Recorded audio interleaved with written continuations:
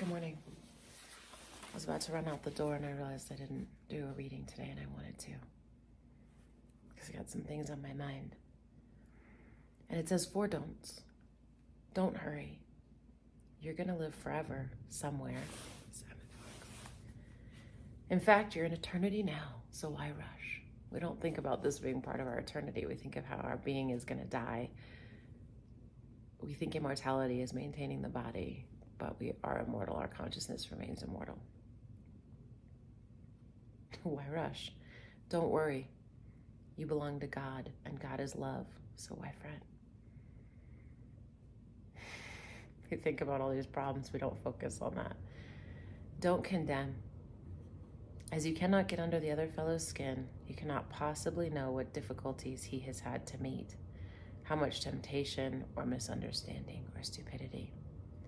You are not perfect yourself and might be much worse in his shoes. I love that, right? I've probably had a more feathered nest than some other folks, so have you. So oftentimes we like to think we're better than other people because we're behaving differently, but we don't know what we'd be like if we were raised like them. And it's a great way to create mutual understanding. Don't resent. If wrong has been done, the great law will surely take care of it.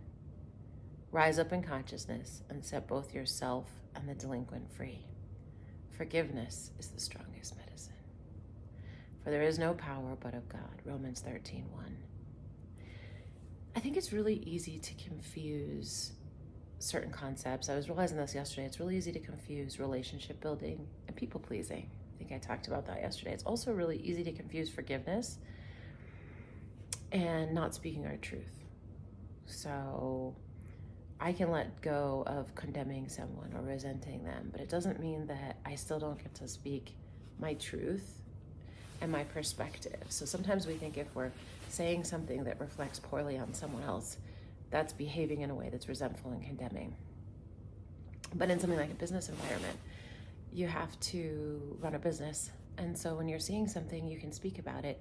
It's being attached to the result that gets that knife twisting, right? We can't change who someone is, and we can't change how leadership is going to deal with that person.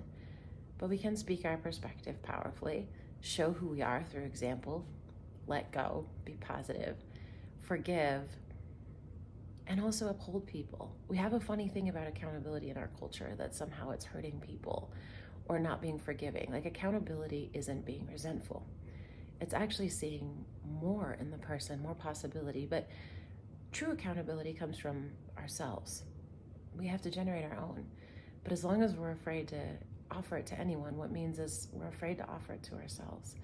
But that's how we get to be better people, is by holding ourselves accountable.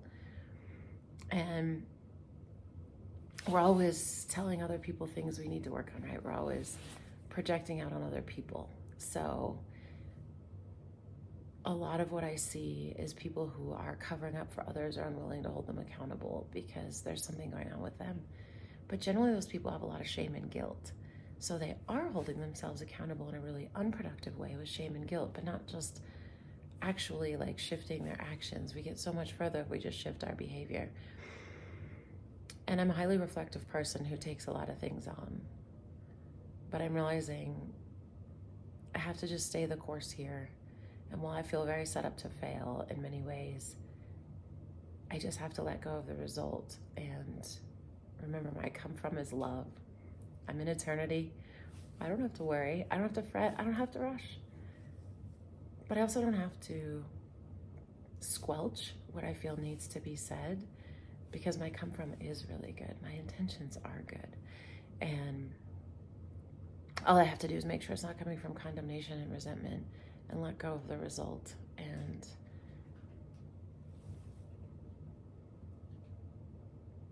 let the love of God raise up my consciousness and the consciousness of the situations that I'm in.